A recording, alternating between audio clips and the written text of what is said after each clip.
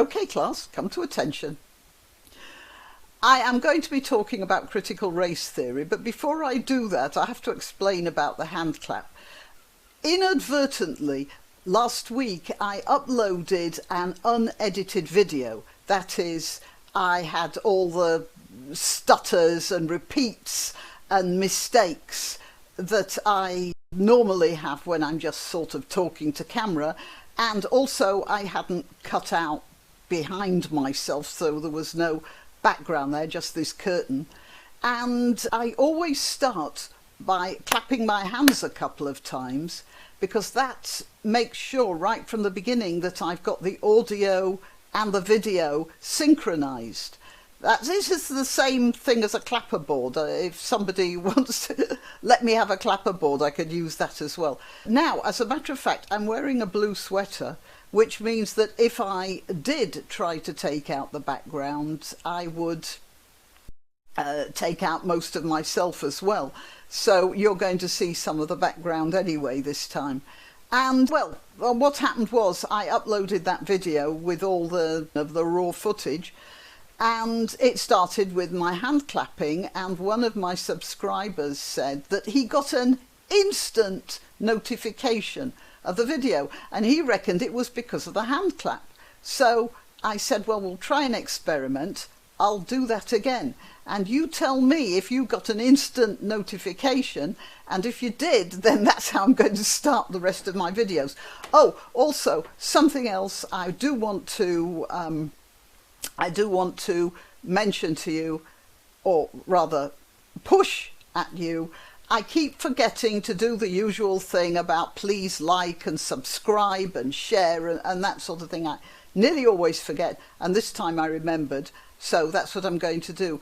I will not be monetizing this video because it's about critical race theory, and it's just no point in trying to poke that particular wasp nest in the YouTube universe.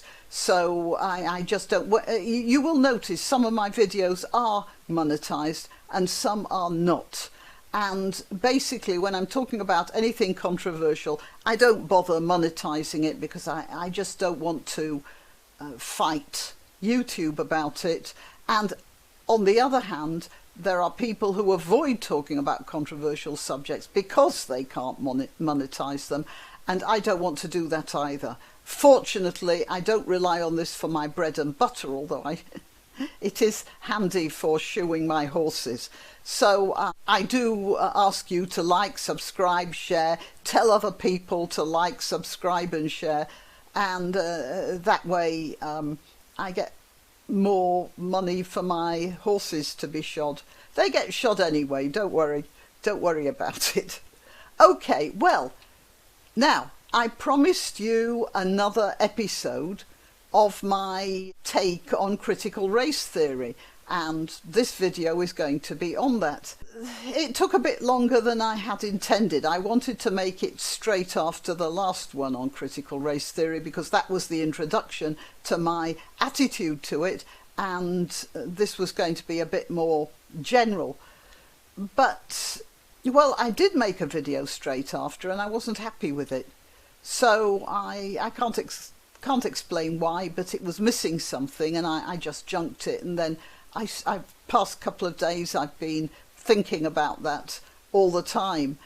And I've been in a bit of a quandary because, you know, a lot of people have a lot to say about critical race theory, and I didn't want to go over the same ground, and I didn't know what to do. And then, glory of glories, the God of YouTube smiled upon me. What YouTube giveth, YouTube taketh away. Or rather, what YouTube taketh away, YouTube giveth. And I came across this video. It's a little exchange. I'll put a link in the description because I'm not going to be going through all of it. But it's a section of a show called RealTime with a host called Bill Maher, who is an intelligent talk show host. He calls himself a liberal, but he is questioning the liberal morality, or what I would call faux morality, And he's very cleverly in this episode brought together two of the most unpleasant people on the internet. Ben Shapiro, who is a jerk, and someone of whom I have never previously heard, a chap called Malcolm Nance, who is a jerk, a very intelligent jerk. He's a terrorism and security expert who seems to have caught on to the idea that gaslighting, strawmanning, accusing and pulling stuff out of history is more profitable and gives one more kudos, especially if you're black, than being a terrorism expert working for the government. So, first of all, this is what Shapiro says about critical race theory. What is critical race theory? I will admit that I read a lot of critical race theory in law school. So, you know, the work of Derek Bell or Gene Stefanchik this is and the Richard stuff Delgado. No one knows but you and 6 other people. Right. So, but what matters is what is it practically? It's being taught in schools or some form of. yes, there's a certain sort of crystallized version of it that is a lot less complex than what critical race theory actually is. But critical race theory essentially argues that racism is baked into all the systems of American society and that any sort of neutral system is in fact a guise for racial power. And so the argument is made by Derek Bell, for example, that Brown versus Board of Education, this is an argument he made in 1991. Oh, Brown versus Board of Education, by the way, was a 1954 case which ended with the United States Supreme Court ruling that segregation in schools was unconstitutional. Okay, that's Brown versus Board of Education. And of course it was considered a great step forward in the advancement of coloured peoples. I think the NAACP said that that was a great triumph. Now it's coming under criticism as a means of white people establishing their superiority over coloured peoples. And I'm using coloured peoples because of the NAACP title. All right, let's carry on. That Brown versus Board of Education was actually a way for the white community to leverage its own power. It wasn't an attempt to end segregation in public schools. Even things that are purportedly good in terms of race, so long as they uphold these broader systems, things like capitalism or things like the meritocracy, these things are actually just guises for power. And so what that boils down to in sort of practical terms is all disparity equals discrimination. If you can see any stat where black people are underperforming white people, this means the system was set up for the benefit of white people, and that white people have a duty to tear down these systems in order to alleviate the racism that's implicit in those systems. When it comes to schools, what this tends to boil down to is kids who are white have experienced privilege because the system was built for white people, and we have to change the standards. Right. Now, okay. Now, this little speech of Shapiro's, which deftly outlines the basic principles, well, if you can call them principles, of critical race theory, is met with silence by... Oh, sorry. I haven't said this, have I? What I am doing is not so much talking about critical race theory as a theory, but about how it's gripped the soul of a nation. And it's happened in America. People are trying to make it happen in Britain. And I am very concerned about that, and I don't want it to happen to Britain. That's why I want this shared as much as possible. Now, you in America, look, there's not much I can do to help, except that if you circulate this, you can at least wake people up to the fact that people in Britain are most concerned about it, even across the Atlantic. All right, so I'll go back to this. You see, Shapiro outlines the basic principles of critical race theory, and he does it very well. There's nothing more I can say about that. And what he says is met with what you might call a respectful silence from the audience. So they're listening to what he says, but they are holding themselves in on what he says. It's just information, and they are not engaging any emotion on this. Now, there are no boos or catcalls either. It's just a completely neutral acceptance of his words without either approval or disapproval. Let's get on to Nance's response. Malcolm, you tell me your definition. Oh, I agree with everything he just said. Oh, great. Do you hear that cheering? Well, you can't really miss it, can you? So when Shapiro said it, it was just information. And it was information they didn't really know what to do with. People just listened to it.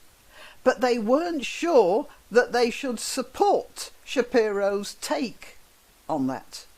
But when Nance said that he agreed with what Shapiro said, they all cheered. And loudly, with great enthusiasm. They had been given permission. But what actually were they cheering? Do they really want society tearing down? Do they really believe that Brown versus Board of Education was an attempt by white people to shore up their privilege? Do they really think that capitalism has to be dismantled? Well, I'll bet that 99.9% of them don't have any such ideas. I think that 99.9% of them would be horrified by a segregated school. They'd be appalled by the government taking over the local supermarket and handing people ration books. And they would not like their wages to be paid by the state, whatever profession or craft they did or chose. But look how they cheered for Nance agreeing with Shapiro. And look how silent they were when Shapiro outlined critical race theory. So what's going on here isn't a matter of whether something is or is not true, but a matter of who is saying it. As I said, I think Shapiro is a total jerk. But that doesn't change the fact that he is completely correct in every way about what critical race theory is. That is, critical race theory is the theory of the jealous husband. If his wife never goes out, it's because she's inviting lovers into the home when he's not around. If she does go out, it's to meet other men. If she says good morning to the milkman, it's because she's having an affair with him. And if she ignores the milkman, she's obviously hiding her passion for him. The audience didn't boo Shapiro or cheer him because they were waiting to hear what Nance had to say about it. When he said that he agreed, that was their permission. Let's carry on. And I appreciate you being honest in defining of what it's like to be Black American. Now, he says it defines what it's like to be Black American. Well, in a way it does. If being a Black American has to do with Black Americans imposing the same psychopathic twists to the behaviour of white people that Shapiro just described. And how can you make a life for yourself in such a white, prejudiced society? Well, you can't. So you might as well be angry your whole life, or you can just give up and let those white folks control everything. Nance, he's very educated, literate, and highly intelligent. And he's got to the top in this society of white antagonists. And now it seems to me he's just pulling the ladder up behind himself.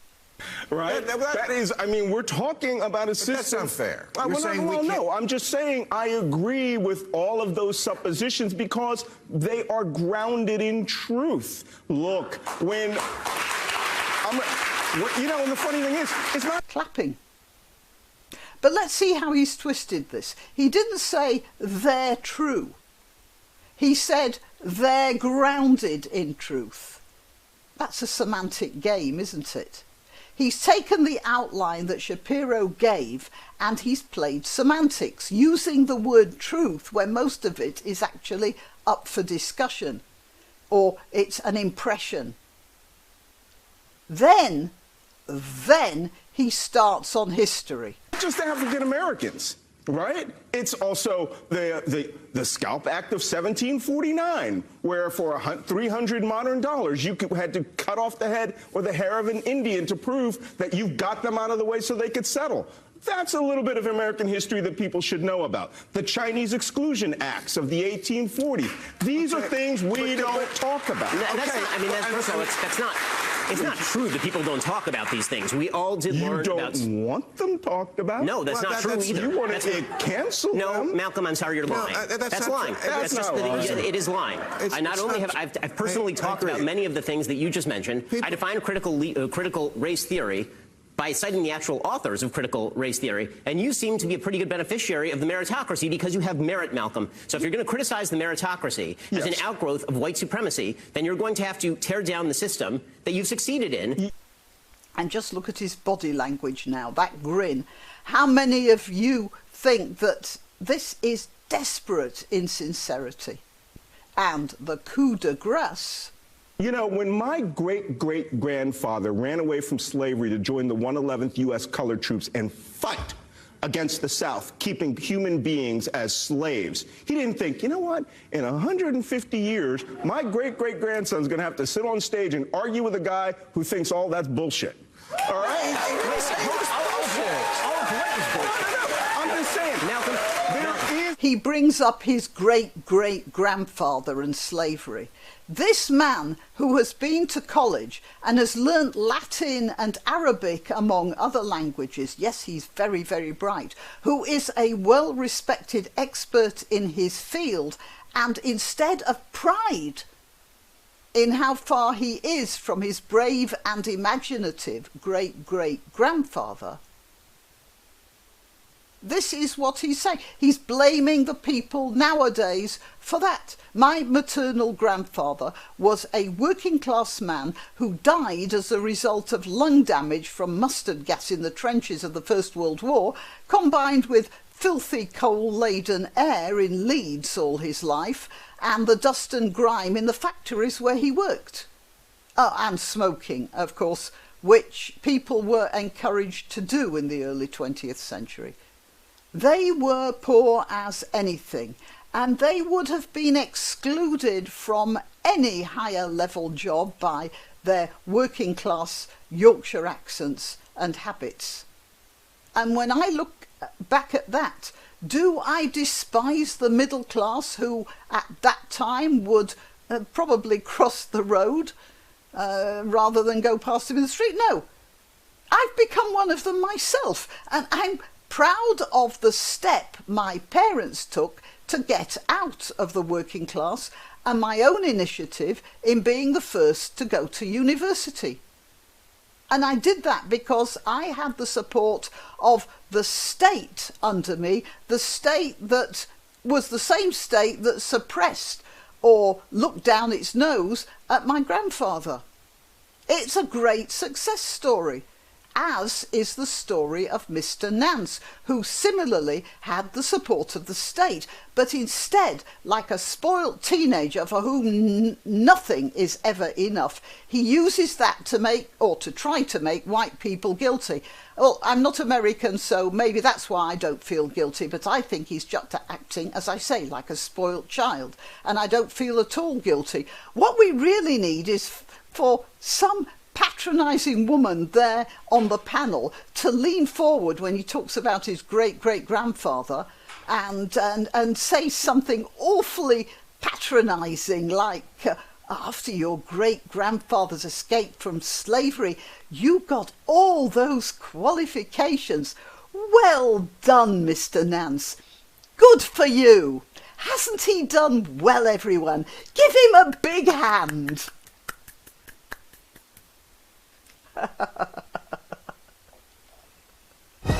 Why not treat yourself or a favoured relative or friend to these magnificent examples of merch?